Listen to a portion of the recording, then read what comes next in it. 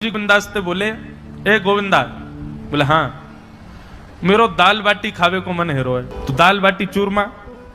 ठाकुर जी बोले, ए गोविंदा, ऐसे ही बोलते थे, बोले मोए मोए दाल बाटी खानी है। गोविंदास बोले 56 भोग बनते हैं रसोई में, अपरस में मुंह पे पट्टी बांध करके महाराज रसोईया बनाता है। अपरस में यमुना जी का जल आता है वहां से, वृंदावन से, उसके जल में सुंदर प्रसादी बनती है। इतने सुंदर शुद्ध भोजन को छोड़ के यूं कह रहे दाल बाटी खानी है। ठीक है, मैं आज बोल दूंगा रसोई घर में बनवा देता हूं। बोले ना, रसोई की ना खानी तो बोले तेरी कदम खंडी में आऊंगा। गोविंदास जी जहां बैठ करके भजन चिंतन करते थे, मंदिर से थोड़ा दूर था, सुंदर वन था गिरिराज जी में। बोले मां आऊंगो और वहीं पे तू कंडा, वही गोबरी कंडा में बना, और कंडा में बना के तैयार कर, मैं आऊंगा वहीं खाऊंगा। गोविंदास जी बोले यहां सब लोग आपको मंदिर में पूजने आते हैं, आप यहाँ पे भगवान हो, ऐसे कहीं खाने पीने आओ। बोले कोई को पता थोड़ी चलेगी, मैं आ जाऊंगा, तू चिंता मत करे, तू सुन तैयारी कर ले, आज मैं तेरे यहां आके प्रसाद पाऊंगा। गोविंदास जी चुपचाप मंदिर से भाग गए, किसी को बताया नहीं। किसी को पता थोड़ी कि ठाकुर जी ऐसे बाहर भी चले जाते हैं, सबको लगी अंदर ही रहते हैं ये। गोविंदास जी दौड़ करके गए, बढ़िया कंडा में बढ़िया उपले उपले लगा करके महाराज बाटी बनाई, दाल चढ़ा दी, सुंदर। ठाकुर जी आएंगे पाने। एक पंथ दो काज, ठाकुर जी को दो लीलाएं एक साथ करनी थी। एक तो गोविंददास के संग सुख लेना है, और एक झाड़ू लगाने वाला गिरिराज जी की तलहटी में झाड़ू लगाता था, उसको मंदिर में प्रवेश नहीं करने देते थे लोग।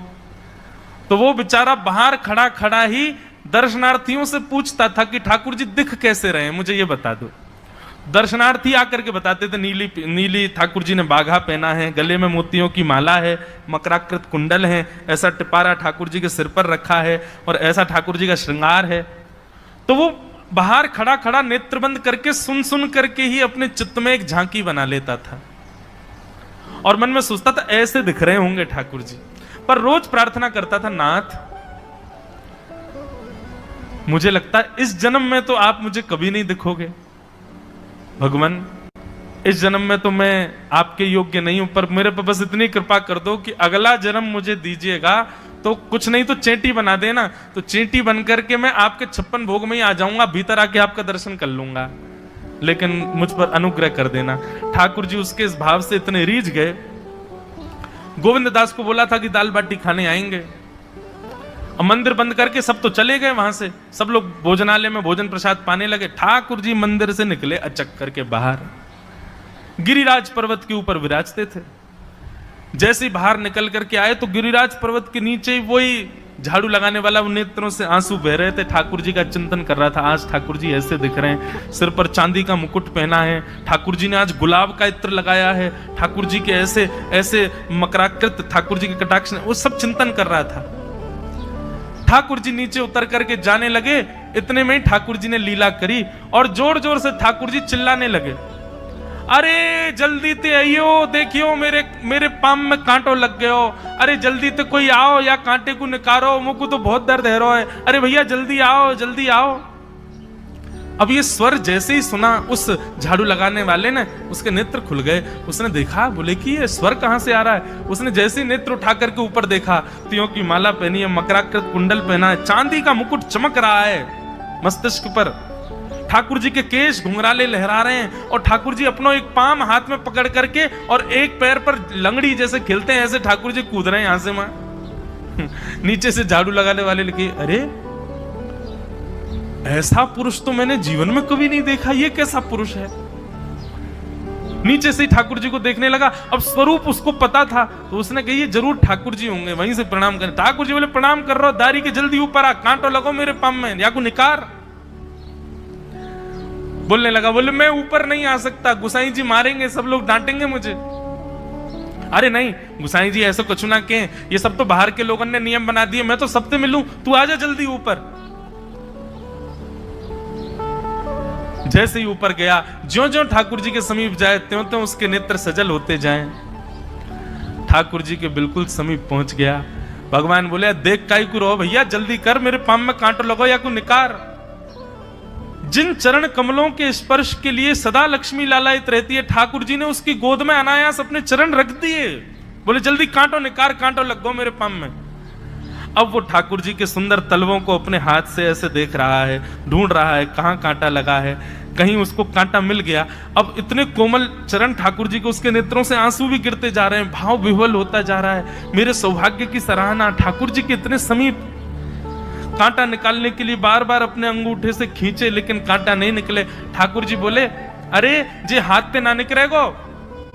उसने पूछा कैसे निकलेगा? बोले, अरे मेरो पाम पकड़ के अपने मुंह के पास ले जा और दांतन से निकाल, तब निकलेगा ये।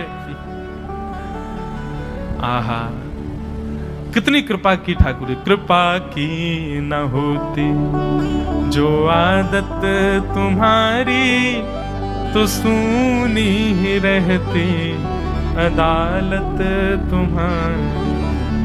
जो दीनों के दिल में जगह तुम न पाते, तो किस दिल में होती हिफाजत तुम्हारी। कृपा की न होती जो आदत तुम्हारी, तो सूनी ही रहती अदालत तुम्हारी। कितनी कृपा। उसने कांटा निकाला मुख से। ठाकुर जी बोले, अब चल, मुंह से चलो ना जा रहा। गोविंद दास ने अपनी कदम खंडी में दाल बाटी बनाई है, मुंह ले चल वहां पे। बोला, कैसे लेके चलूं? बोले, तेरे कंधान पे बैठ जाऊंगा मैं। और ठाकुर जी ने अपने दोनों पांव ऐसे लटका लिए उसके यहाँ पे, और सिर पकड़ करके उसके ऊपर ही बैठ गए। बोले, चल ले चल मुंह को। वो तो महाराज बेहोशी सी हो रही है, उसको विश्वास ही नहीं हो रहा ठाकुर जी मेरे संग इतनी बड़ी लीला कर रहे हैं। गोविंद दास की कदम खंडी में पहुंचने से पहले उस बालक ने ठाकुर जी, गोविंद दास जी मुझे बहुत मारेंगे, अगर उनको पता चल गई मैंने आपको छू लिया है तो मुझे बहुत डांटेंगे। आप एक काम करो, अब यहां से आप पैदल चले जाओ, मैं यहीं खड़ा हूं। ठाकुर जी बोले, यहीं खड़ो रही हो, तेरे काजी दाल बाटी लेके आऊंगा मैं। ठाकुर जी पहुंच गए गोविंद दास के पास। आहा, जो ठाकुर जी अचल दिखते हैं सबको मंदिर में, वो सचल दिखते हैं गोविंद दास को। कितनी बड़ी कृपा। गोविंद दास के यहाँ ठाकुर जी पहुंच गए, और पहुंच करके ठाकुर जी बोले, चल गोविंदा जल्दी खवा, मुझको तो बहुत जोर की भूख लगी है। गोविंद दास बोले, हाँ हाँ विराजो। सुंदर व्यवस्था कर दी। ठाकुर जी बैठ गए, और बैठ करके सामने पत्तल पर महाराज बाटी रखी, दाल रखी, चूरमा रखी, चटनी रखी, सब बढ़िया सुंदर सजा दी। अब ठाकुर जी पा रहे हैं, प्रेम से पाते जा रहे हैं, और पाते पाते बीच में गए, और ला, और जल्दी ला, जल्दी ला, भूख लग रही है मुझको। गोविंद दास बोले, पहले इनको तो खा लो। अरे ना, तू जाने ना है मंदिर में मेरो भूख कैसे लगे? थाली में 2 रोटी और ये सब्जी, इनते मेरो पेट थोड़ी भरे। मेरे सामने तो सबरी सामग्री धर दो, मेरो जो मन होगा मैं उठा उठा के पाते जाऊंगा। अरे गोविंदा जल्दी जल्दी लेके आ। अब गोविंद दास जी करके बढ़िया सुंदर बाटी वाटी सेके। इतने में ठाकुर जी क्या करें, एक बाटी तो खा जाएं और दूसरी बाटी उठा के अपनी जेब में धरते जाएं। वो संग आयो वाक्य काज लेके जानी है। अब तुम्हारा ठाकुर जी खाते जाएं, भरते जाएं, खाते जाएं, भरते जाएं। गोविंद दास बोलो, ठाकुर जी ये तो मैं मानूं कि आपकी खुराक बहुत है, पर इतनी ज्यादा है ये मुझको विश्वास नहीं है रहा है। क्यों हैं? 56 बाटी खा गए हो अब तक आप? अरे कोई तुकना है, पेट है कि समुद्र है, कुआ है, कहा है आपको? ठाकुर जी बोले, अच्छा दारी के ऐसे बोले, चलो जाऊंगा मैं। अरे नहीं नहीं, जय जय आप तो पाओ। ठाकुर जी तो जेब में भरते जा रहे थे। अब ठाकुर जी का पेट भर गया। ठाकुर जी बोले, चल भैया गोविंदा, अब पेट भर गया, नेक देर हम एक पेड़ के नीचे बैठ के नेक सुस्ताए लें, फिर बाकी बाद मंदिर में जाएंगे। 4 बजे मंदिर खुल जाएगा, दर्शन देने। जैसे ही ठाकुर जी खड़े भये महाराज, सोई उनकी पीतांबरी फैल गई। पीतांबरी फैली। गोविंदास बोले, जय जय, ये बाटी खाए के आप इतनी जल्दी मोटे कैसे है गए?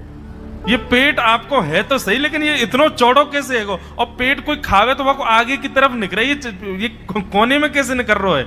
ये दोनों तरफ पेट बाहर कैसे आ रहा है आपको? ठाकुर जी बोले, ना कछु ना कछु, नहीं नहीं नहीं दिखाओ। अब तो महाराज गोविंदास ने पकड़ के जैसे पकड़े तो अंदर से बाटी निकल आई। जे बाटी कौन के काजे भर के ले जा रहे हो? सही सही बताइयो लाला, कौन के काजे? कोई और सखा बना लियो तुमने मेरे अलावा? गोविंदास जी बाहर गए, बाहर जाकर के देखा तो एक वृक्ष के पीछे वो झाड़ू लगाने वाला बैठा था। अच्छा, तो अब जे आपको सखा बन गए, जे आपको मित्र है गयो, या के काजे बाटी भर के ला रहे हो? ठाकुर जी के अच्छा, अरे भैया ठीक है, अब तू सबंत कह मत दियो कि मैं याके संग आयो, याके संग खेलूं। अरे बेचारो बड़ो प्रेम करे मोते, यो भूखो बेचारो, मैंने सोची याके काजू बाटी ले चलूं। गोविंद दास जी के चित्त में एक क्षण के लिए तो ये भाव आ रहा है कि ठाकुर जी कितने प्रेमी हैं, लेकिन बाहर से कैसा दिखा रहे हैं? बोले स्वयं ने इतने सारे ग्रंथ निर्माण करा दिए, 4 वेद लिखवा दिए, उन पुराणों में शुद्धि, पवित्रता, अपरसता, सबके इतने नियम बना दिए, और खुद क्या कर रहे हो? हैं? कोई के सिर पर बैठ के घूम रहे हो, कहीं जा रहे हो, कछु भी खा रहे हो। ठाकुर जी बोले अब ये सब नियम तो मानवन के लिए है ना, हम तो जय जय हैं, हम थोड़ी करेंगे इन नियमन को। बोले चुपचाप चलो और आचमन करो, शुद्धि करो, तब जइयो मंदिर में। वहीं गोविंद कुंड के पास में गोविंद दास जी ने जबरदस्ती ठाकुर जी बैठा दिए। बोले हाथ में जल लो। ठाकुर जी जल लेकर के बैठे, बोले अब करो अपवित्र पवित्रो वा सर्वावस्थांगतो पिवा। ठाकुर जी आचमन कर रहे हैं, अपनी पवित्र कर रहे हैं ऊपर से लेकर नीचे तक। इतने में ही गोविंद दास बोलते बोलते पीछे के गए और ठाकुर जी की पीठ पे जाकर के एक धक्का दियो महाराज, पूरे ठाकुर जी डुबा दिए कुंड में। ठाकुर जी पूरे ऊपर से नीचे तक भीज गए। ठाकुर जी बोले दारी के तेरी शिकायत करूंगो, गुसाई जी तक कहूंगो तू ऐसे करे मेरे संग। गोविंदास बोले मैं बता दूंगा तुम कौन कौन के कंधान पे चढ़ के घूमो। हाँ मंदिर के लिए इतना नियम बना रखो है, नहा के आओ, धो के आओ, हाथ पांव खासा करके आओ, और कुछ अपवित्र वस्तु मत छीलेना, अपरस में रहना, गीला वस्त्र तन पे होना चाहिए। आपकी सेवा के लिए इतने नियम, और खुद क्या कर रहे हो? ऐसे गोविंद दास वो कह रहे हैं यद्यपि रूप गुण शील सुधरता, इन बातन ना रिझई है, प्रीतम प्रीत ही सौंपे।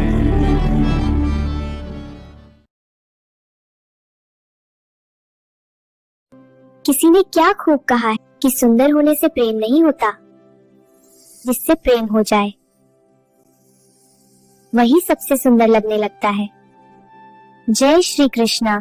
राधे राधे।